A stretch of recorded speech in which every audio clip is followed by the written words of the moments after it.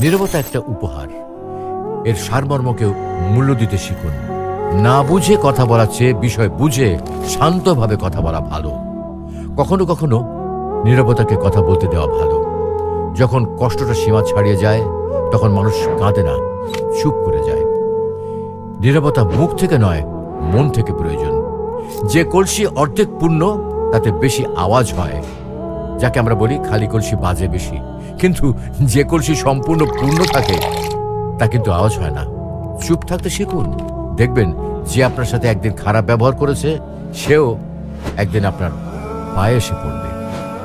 নীরবতা হলো প্রকৃত জ্ঞানের সেরা উত্তর। নীরবতা হলো মহান শিক্ষক, এবং এর পাঠ শিখতে হলে আপনাকে অবশ্যই এর প্রতি মনোযোগী হতে হবে।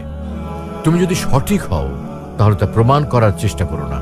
চুপচাপ বসে থাকো, সময় সব জবাব দিয়ে দেবে। উত্তেজনা কোনো বিষয়ের সুষ্ঠু সমাধান নয়। নীরবতায় গভীর ভালোবাসার আসল বহিঃপ্রকাশ। সুসময়ের নীরবতা হলো সবচেয়ে কমান্ডিং অভিব্যক্তি।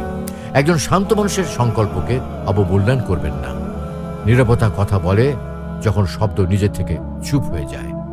জীবনের তাড়াহুড়োতে যখন আপনি অনুভব করতে শুরু করেন যে আপনি কোথাও হারিয়ে গেছেন, তখন কিছুক্ষণ শান্তভাবে বসে থাকলে আপনি আবার সঠিক পথে হাঁটা শুরু করতে পারবেন। কথা বলার জন্য যে শক্তি আর যোগ্যতার প্রয়োজন, চুপ থাকার জন্য তার চেয়ে অনেক বেশি শক্তি আর যোগ্যতার প্রয়োজন হয়।